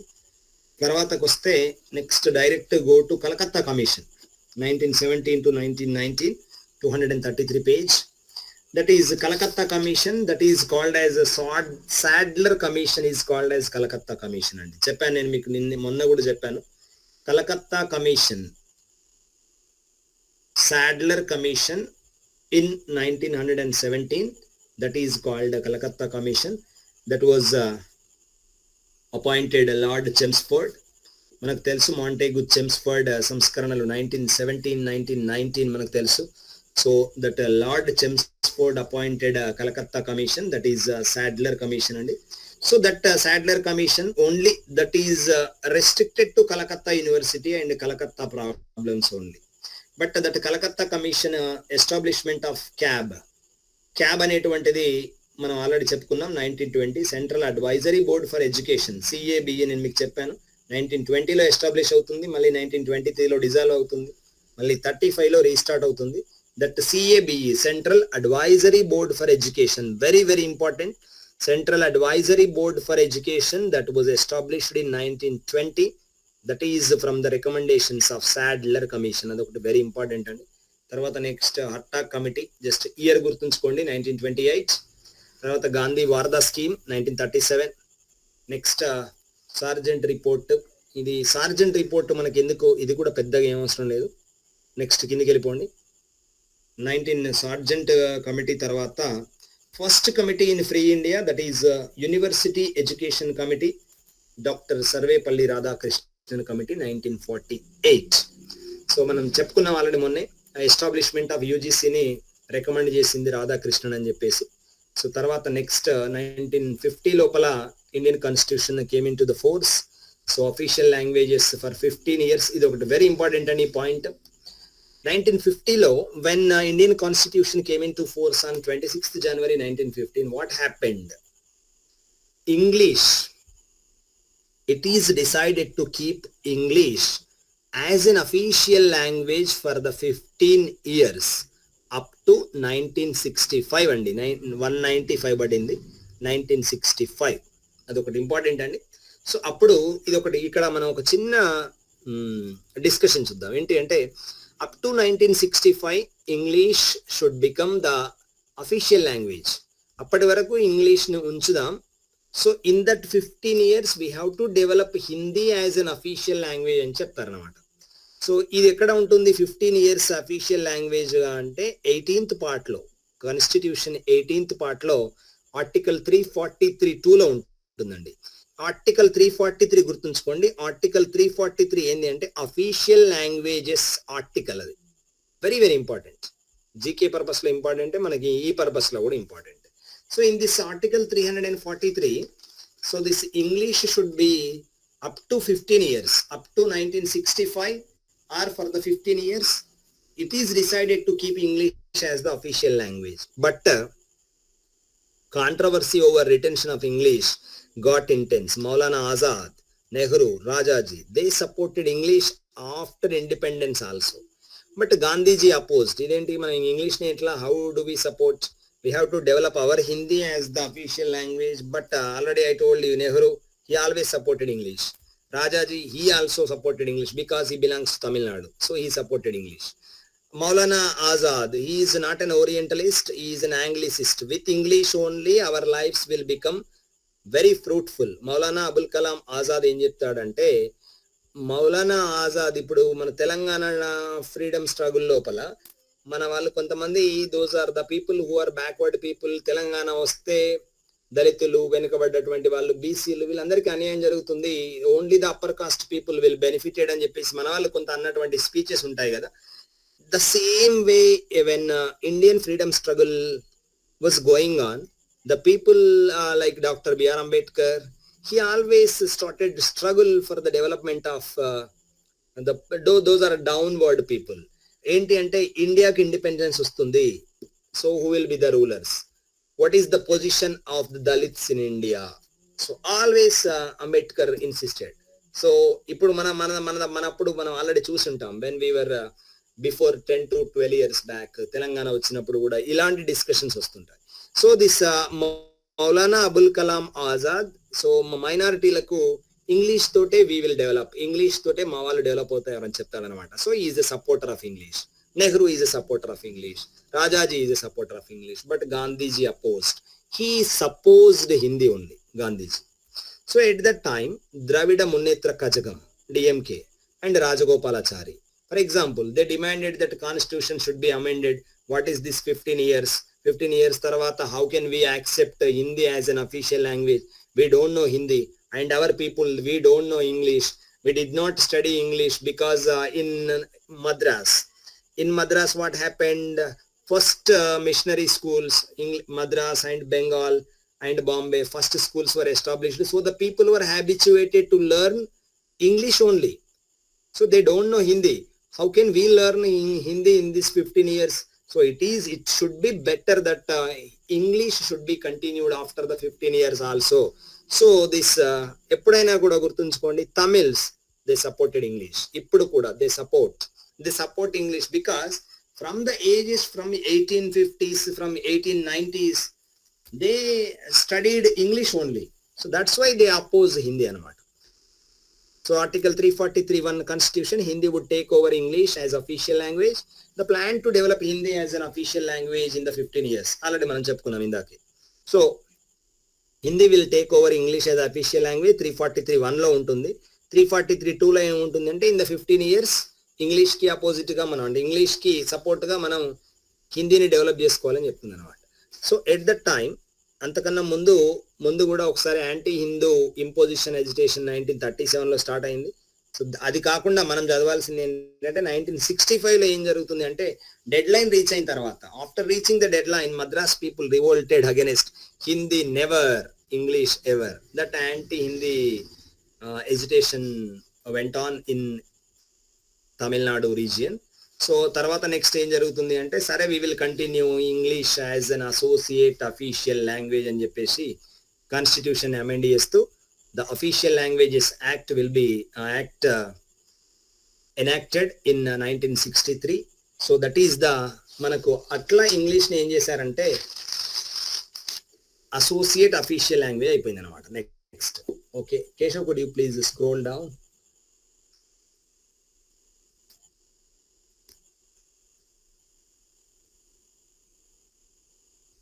సో తర్వాత నెక్స్ట్ మళ్ళీ కూడా 1968 లో కూడా అట్లా అసోసియేట్ అఫీషియల్ లాంగ్వేజ్ చూడండి.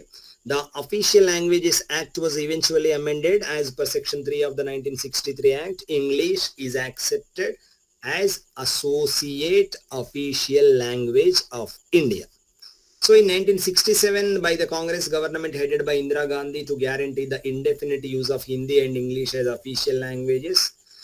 This effectively ensured the current virtual indefinite policy of bilingualism of the Indian Republic. So according to Indian Constitution, now English is an associate official language of India. తర్వాత మళ్ళీ 1968 లో మళ్ళీ ఒకసారి anti Hindi agitations వస్తాయి, because they wanted to introduce 3 language formula, Hindi, English and local language. So when if you go to north side, there is no 3 language, only they are studying Hindi and English only. But why we have to study 3 language? We are studying our language. We have to study Hindi, we have to study English. No, we don't accept it. That is the anti-Hindi agitation 1968. తర్వాత next మళ్ళీ ఒకసారి NP 86 వచ్చినప్పుడు కూడాను, so according to NP 1986 National Policy on Education, NP 86, Navodaya schools were introduced. Already I told you. So the DMK, Dravida Munnetra Kazhagam, MG Ramachandran at that time, MG Ramachandran, Jayalalitha's guru, and Karunanidhi, they opposed this NP 86, and once again anti-Hindi agitations started that turned violent, and 21 persons committed suicide by self-immolation. So, and finally they won't accept those JNVs. So now the Tamil Nadu became the only state in India without Navodaya schools. And again in 2014 also, again malli oksari anti-Hindi agitations start aina. Government employees and officials of ministers, departments and corporations or banks, they have to make official accounts and social networking sites should be use Hindi or both Hindi and English, but give priority to Hindi and చెప్పి the Modi government gave a circular. So this move also started opposed and small agitations in Tamil Nadu. So now ఇది ఒకటి గుర్తుంచుకోండి, 8th schedule లో official languages ఉంటాయి. So at the time of constitution enactment, 1950లో 14 languages were included in the Indian Constitution. In 1967, Sindhi language, 15th language, Sindhi was added through 21st Constitutional Amendment Act. And in 1992, Konkani, Manipuri and Nepali. So 16th, 17th, 18th, these three languages were included through 71st Amendment Act. And in 2003 and four more so చూడండి, మణిపురి, మైతేయి, మనకు recent గా మైతేయి తెగలకు సంబంధించినటువంటిది మణిపూర్లో వచ్చింది, that is Manipuri or Meitei. And in 2003 another 4 languages, Bodo, Dogri, Maithili and Santali. So they were included through 92nd Amendment Act. So the word Oriya was changed to Odia. Now Oriya language కాదు, Odia, by the 96th Constitutional Amendment Act. ఈ 3 amendment యాక్ట్లు మనకు ఎందుకు important అంటే official languages లోపల English లేదు అని నేను మీకు చెప్పాను. So at the time of 1950, only 14 languages were there. 15th Sindhu language, Sindhi language, 21st, next the 71st Amendment Act లోపల కొంకణి, మణిపురి, నేపాలి. సో ఇది మనకు పెద్దగా ఏమవసరం లేదండి, జస్ట్ గుర్తుంచుకోండి. 8th schedule and official languages 22. The 22nd languages Bodo, Dogri, Maithili, Santali. And 19th, 20, 21st, 22nd. Next go to the Secondary Education Commission. That is Lakshmana Swami Mudaliar commission, అదొకటి. UGC formation 1953 చెప్పుకున్నాం. తర్వాత next ఇంకేం అవసరం లేదు. Go Keshav, scroll down. ఇందులో మనకి పెద్దగా ఏం అవసరం లేదండి. తర్వాత నెక్స్ట్ గుర్తుంచుకోవాల్సినటువంటిది ఏంటి అంటే Kothari commission. The Kothari commission and 1964 to 1966. So that is very important అండి. కొటారి కమిషన్ కి ఈ ఒక టేబుల్ ఉంది చూడండి, that table was very very important. So Daulat Singh Kothari 1964 to 66 already చెప్పాను, వెరీ ఇంపార్టెంట్. హీ ఇంట్రడ్యూస్డ్, అంటే that means the Kothari commission has submitted its report and recommended this 10+2+3 system, 10+2+3 system. So మొన్నటి వరకు కూడా అప్ టు ఎన్పిఈ 2020, ఇంకా NPE 2020 యొక్క recommendations ఇంకా implement 100% కాలేదు. Now this 10+2+3 system was there in India. So 6% GDP should be spent on education. This was very important. And ఇంకొకటి 3 language ఫార్ములాను కూడా చెప్తుంది Kothari commission. First language 1 to 4th లో first లాంగ్వేజే ఉండాలి. సెకండ్ లాంగ్వేజ్ ఎప్పుడు అంటే 5th to 8th మధ్యలో second language introduce చేయాలి. సో 9th, 10th లో 3 languages ఉండాలని చెప్తాడు అప్పుడు 1964 టైంలో. So free and compulsory education up to 14 years అని చెప్పింది అప్పుడే అండి. So the destiny of India is being shaped in her class rooms. So దేశ భవిష్యత్తు తరగతి గదిలోనే రూపొందించబడుతుంది అని అక్కడక్కడ మనం గోడల పైన చదువుతాము. So that destiny of India is being shaped in her classrooms. This quote was given by doctor Daulat Singh Kothari, DS Kothari, Kothari commission. Next తర్వాత మనకి ఇంపార్టెంట్ ఏంటి అంటే ఇందులో ఎన్పిఈ 1986, ఇది ఒకటి వెరీ వెరీ ఇంపార్టెంట్ అండి. 1986 ఎన్పిఈ ఏం చేస్తుంది అంటే దిస్ 10+2+3 సిస్టమ్ని మనం యాక్సెప్ట్ చేసుకుంది. ఇక్కడే డైట్స్ ఎస్టాబ్లిష్ అయిపోయినాయి. నెక్స్ట్ హిందీని ఒక లింక్ లాంగ్వేజ్గా డెవలప్ చేయాలనేటువంటిది కూడా 1986 ఎన్పిఏ యాక్సెప్ట్ చేస్తుంది. తర్వాత next scroll down Keshav. Next ఇది నేను ఎక్కడైతే ఎక్స్ప్లెయిన్ చేస్తున్నా అది మాత్రమే టిక్ చేసుకోండి, పెద్దగా మనకు రిమైనింగ్ ఏం అవసరం లేదు. గోప్ గోప్ గోప్ గోప్, ఇంక ఇదేం అవసరం లేదు. గోప్ Keshav. Yeah 2005 NCERT prepared national curriculum framework, ఇప్పుడు చెప్పుకున్నాం మనం. So this national curriculum framework and national knowledge commission NKC was formed by the chairmanship of Sam Pitroda.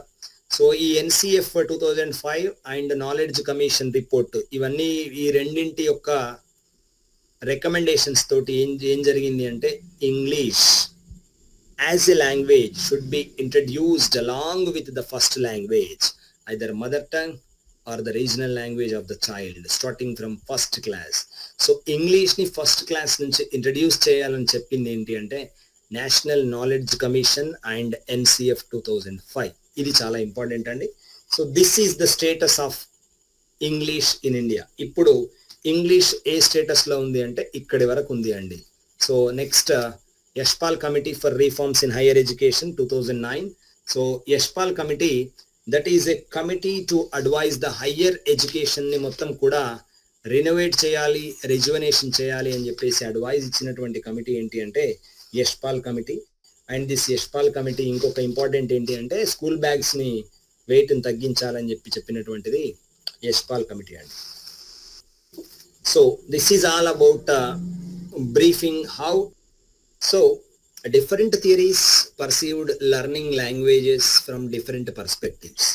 So behavioral theory, the first theory in language learning. How do we learn language? How do we acquire language? So ఇందులో the first theory ఏంటి అంటే behavioral theory. So this is known as connectionist theory or conditioning theory. So మనం psychology చదివినటువంటి వాళ్ళకి, those who have had their beards, so ఎవరికైతే BEd చేసినటువంటి వాళ్ళు ఉన్నారో లేదా ఇంకేదైనా అదర్ ట్రైనింగ్ చేసినటువంటి వాళ్ళు, they know that what is the behavioural theory. That behavioural theory started by Watson, that is strengthened by Thorndike and Skinner. So behaviourist theory, this was started by Watson, JB Watson, and that was strengthened by Thorndike and BF Skinner. So later it is termed as behaviorist theory. Behavioral theory has been changed into behavioralist theory by Skinner. So ఈ behavioralist theory లేదా behavior theory ఏంటి అంటే, so this behavioralist theory says children have no internal mechanism or children have no internal mechanism or ability to develop the language by themselves. That means language is not inherited. So చిల్డ్రన్స్కి వాళ్ళకి ఇంటర్నల్గా language learn చేసుకునేటువంటి mechanism ఉండదు, language develop చేసుకునేటువంటి ability కూడా ఉండదు. That's why with proper training we may make them learn the language. That is behaviourist theory చెప్తుంది. ఎవరు?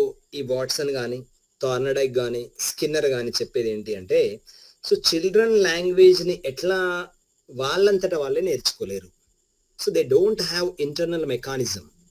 So the first children learn the language first by imitating their parents or caregivers who are there, usually parents, and then modifying their use of language due to operant conditioning.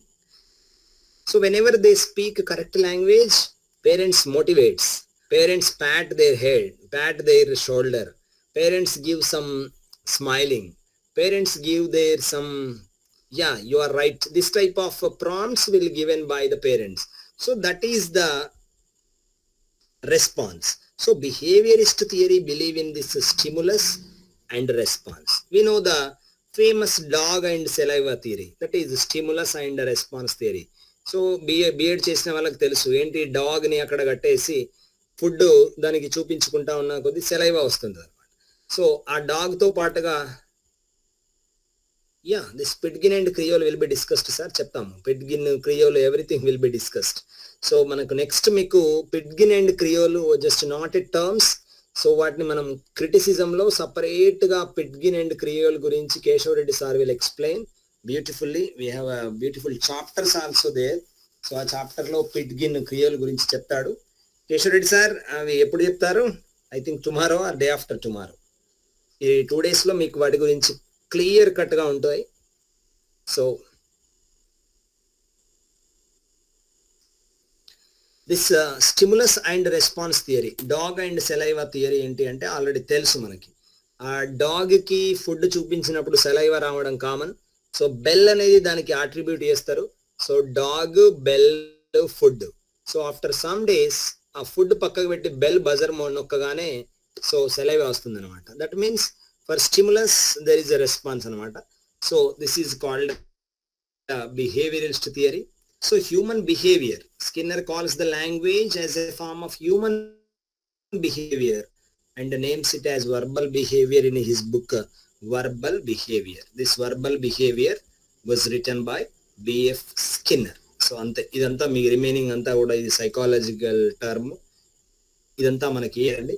behavioralist theorists, these Skinner, Watson, Thorndike, they said that children have no internal mechanism or ability to develop the language through proper practice or through proper learning only they acquire language అండి. అదొకటి very very important. Next come to after next another theory is there, that is Gestalt theory. Yeah, Keshav Reddy sir is giving first language is acquired and second language is learned. ఇది బాగా గుర్తుంచుకోండి. First language is acquired and second language is learned, because ఇది చాలా basic principle అనమాట. ఇది తెలిస్తే we can eliminate the question. ఎక్కడైనా మెథడాలజీలో language acquisition theories, language learning theories, language learning and acquisition ని ఎలిమినేట్ చేయడానికి బాగా యూజ్ అవుతుంది అనమాట. మనం తెలుగుని we don't learn Telugu, just we acquire from our elders. మనం వాళ్ళని చూసి వాళ్ళు ఎట్లా మాట్లాడుతున్నారో చూసి we just acquire the language, that is first language acquisition theories. We learned second language, already ఇందాక ముందు చెప్పుకున్నాం మనం, సార్ కూడా అదే ఇచ్చాడు ఇందాక మెసేజ్ లో. Now come to the second theory, that is the Gestalt theory. This is known as Gestalt theory or Gestalt theory. So three German psychologists, Koheller, Kafka and Wertheimer. Koheller, Kafka and Wertheimer. These three German psychologists. They are the pioneers of this Gestalt theory. Gestalt theory ante enti ante language treats every situation as a meaningful whole, not in parts. Gestalt theory యొక్క main ఏంటి అంటే దాన్ని language కి మనం attribute చేసుకొని చెప్తున్నాం. But in సైకాలజీలో ఏంటి అంటే సడన్ గా మొత్తం మనకు ఆ సిచ్యువేషన్ అంతా కూడా సడన్ గా తెలిసిపోతుంది అనమాట. సో అప్పుడే మనం ప్రాపర్ గా నేర్చుకుంటాం. ఏంటి అంటే ఒక చిన్న రూమ్ లో ఒక ఎలుగుబంటి అంటే ఒక బేర్ ని పెట్టేసి దానికి ఒక హైట్ లోపల ఒక బనానా బంచ్ ని కనుక పెట్టేసినట్లయితే ఒక 3-4 స్టిక్స్ అన్ని ఉంటాయి. ఒక దాంట్లో ఒకటి మనం ఇన్సర్ట్ చేసేటట్టుగా ఉంటాయి. So small stick, big stick, ఇంకా బిగ్ స్టిక్ పట్టుకొని ట్రై చేస్తుంది, అది ఏది అండదు. బట్ సడన్ గా దానికి ఓవరాల్ గా సడన్ గా flash of light overall situation అంతా అర్థమైపోతుంది.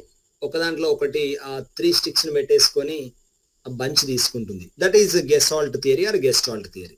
దట్ మీన్స్ లాంగ్వేజ్ లెర్నింగ్ లో కూడాను గెసాల్ట్ థియరీ ఏం చెప్తుంది అంటే it believes in learning is in the name of problem solving. Language కూడా మనం కంప్లీట్ గా we learn the language in situations as a meaningful whole, not in parts.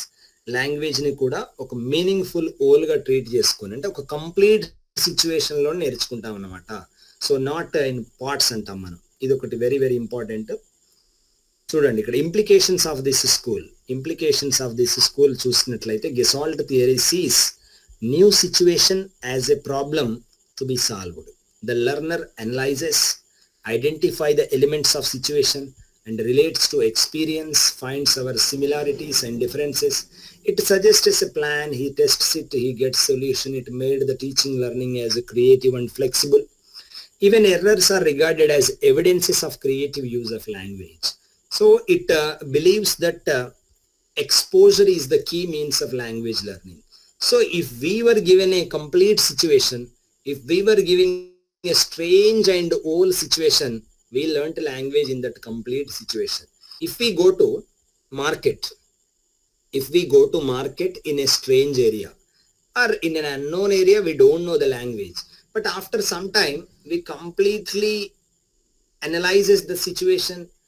మొత్తంగా చూసినట్లయితే మనకు ఒక ఐడియా వస్తుంది, ఓహో in this particular area this type of words are used, so I have to use this particular word to this tomatoes or to buy something.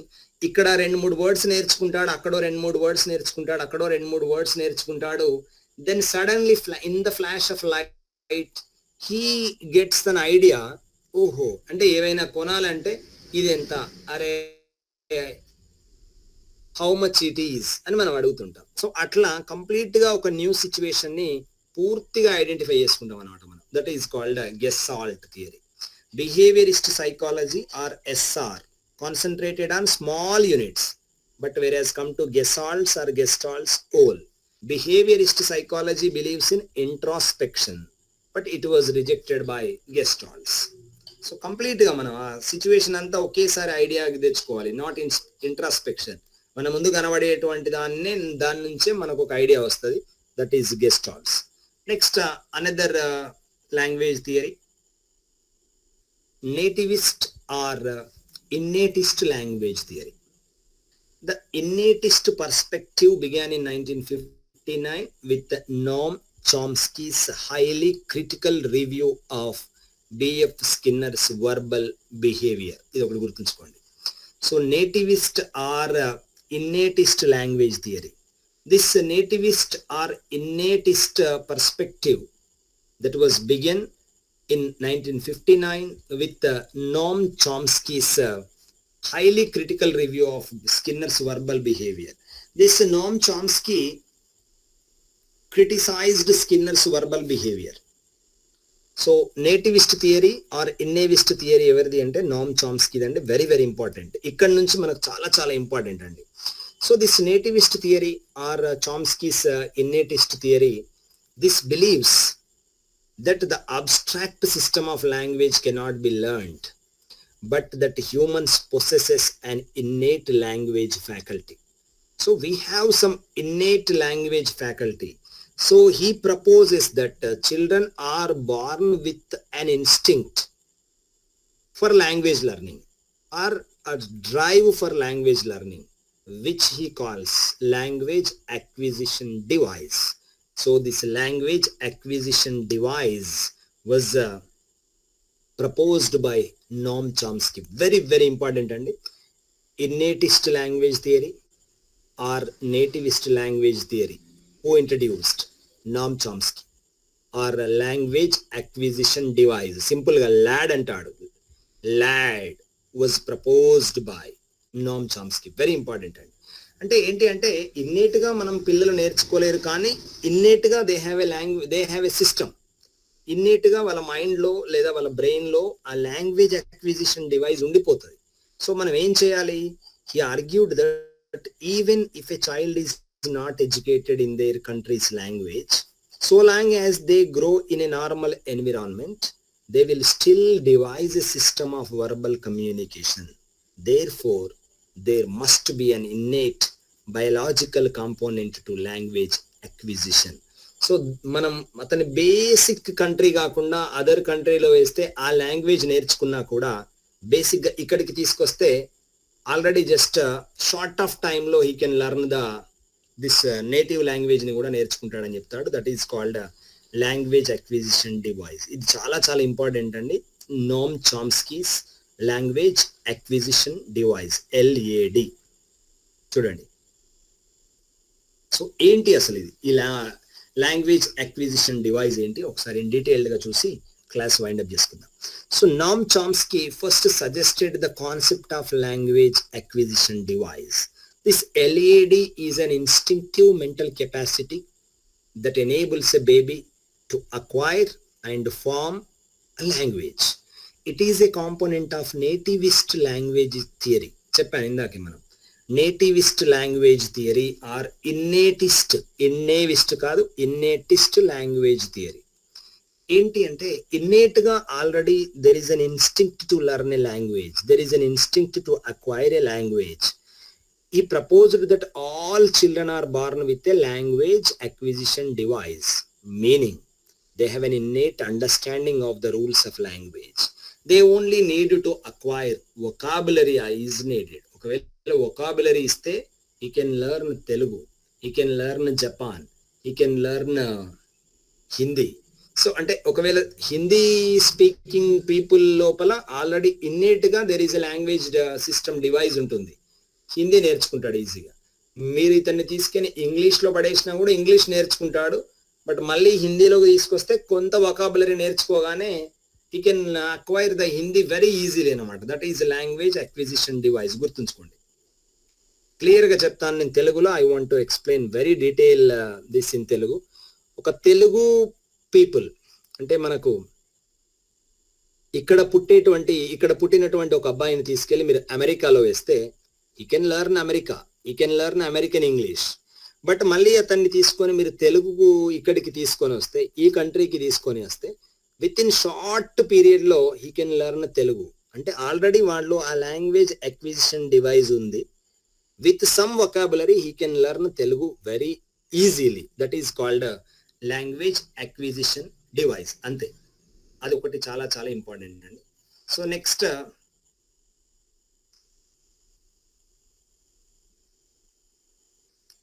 ఒక్కసారి ఇక్కడ చూడండి.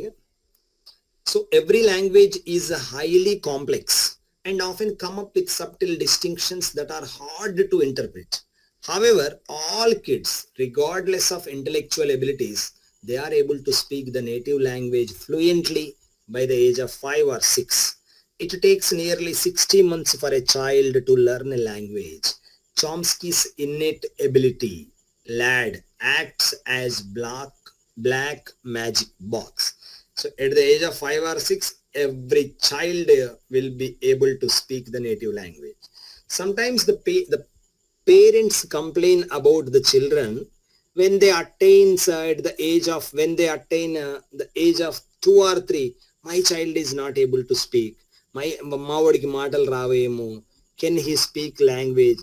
This child is speaking the language at the age of 12 months, 13 months only, but he has crossed 2.5 years, but he cannot speak. ఇట్లాంటి complaints చూస్తుంటాం. But the others he can learn the language by 3rd year or 4th year.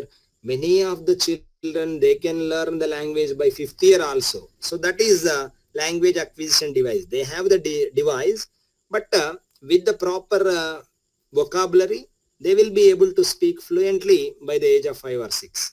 So Chomsky's innate ability, that lad will act as a black magic box. So Chomsky's universal grammar ఒకటి చూద్దాం. ఏంటి అంటే, he says L1 and L2 both are same. Yes, this universal grammar or Chomsky's theory is pre-programmed with 2 components. One is rules of a language, second is parameter. Example, head first language. Verbs come before their complements. That is English. English మనకు తెలుసు. I liked chicken.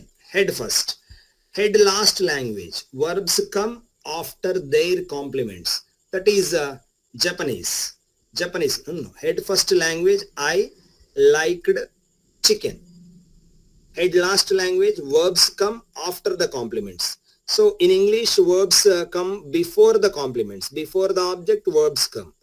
But in Japanese or in India, verbs come after their complements. So ఈ 2 components ఉంటాయి కదండి. ఈ Chomsky యొక్క universal గ్రామర్లో rules of a language is very very important, and the parameters also. ఇంకొకటి ఏంటి అంటే, చామ్స్కీ చెప్పేటువంటిది ఏంటి అంటే syntactic structures.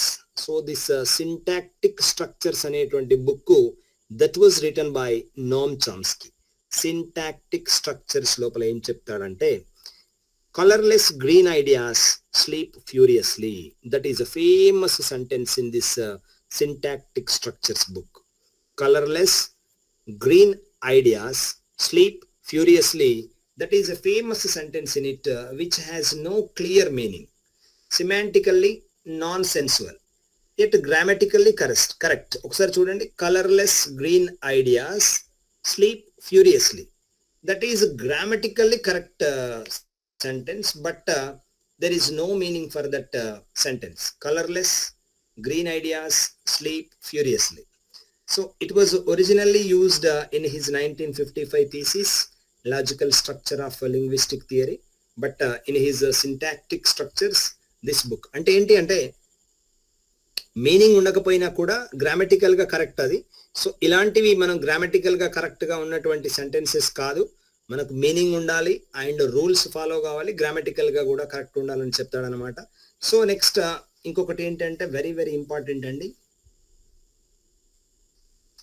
చామ్స్కీస్ competence and performance అండి. ఇది ఒకటి వెరీ వెరీ ఇంపార్టెంట్. దీంతో మనం క్లాస్ వైండ్ అప్ చేద్దాం. Next, a person's knowledge of a language, that is called competence. So if he is using that competence, or if he is using the language properly, that is called performance. Performance అంటే దాన్ని సరిగ్గా use చేస్తే అది performance.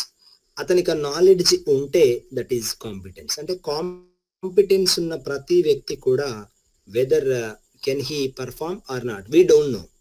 If he used that competence or if he used that language properly, we can say that that is the performance. So he coined these two terms. Ekkada ee two terms ni coined chesadante, he coined these two terms in aspects of the theory of syntax. So he wrote another book, Aspects of the Theory of Syntax. Already manaku two books vachayi, okati Syntactic Structures ane oka book vachindi, and ఇప్పుడు aspects of the theory of syntax అని ఒకటి వచ్చింది. So ఈ aspects of theory of syntax పెద్ద అవసరం లేదు, కానీ syntactic structures అనేది వెరీ వెరీ ఇంపార్టెంట్ అండి. లాంగ్వేజ్ అక్విజిషన్ డివైస్ అనేది వెరీ వెరీ ఇంపార్టెంట్. సో ఈ competence and performance, these two terms coined by Noam Chomsky. Next ఇంకొకటి, so in language of in knowledge of language, in Knowledge of Language 1986 book, in this book Chomsky replaced the terms with I language and E language. So ఈ competence and performance అనేటువంటి words ని, so these two terms ని ఏం చేశాడంటే I language and ఈ language అని చెప్పేసి replace చేశాడు. I language means internalized language, that is a competence. So when he uses that language, that is performance, that is externalized language anamata. So competence means idealized capacity. So he has the capacity, but performance means production of actual of utterance, that is called performance. Ante aa ability undi, competence ఉంది, దాన్ని produce చేస్తే లేదా దాన్ని use చేస్తే, దాన్ని performance చేస్తే అది performance అండి. నేర్చుకున్నాడు, he has the ability or he has the capacity, he learned the language, he has the knowledge of the language, that is competence.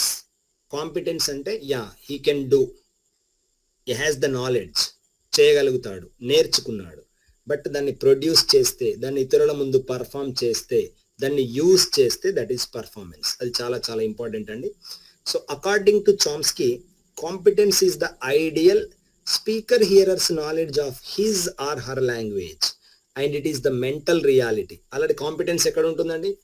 Brain లో ఉంటుంది, నేర్చుకున్నాడు కాబట్టి. So that is called mental reality, which is responsible for all those aspects of language use. మనం language use చేయడానికి complete గా responsibility ఎవరిది అంటే this competence ఇదేనండి. Competence is the speaker hearers knowledge of his language, that is mental reality. Okay, so next, Delheim's communicative competence we will discuss tomorrow.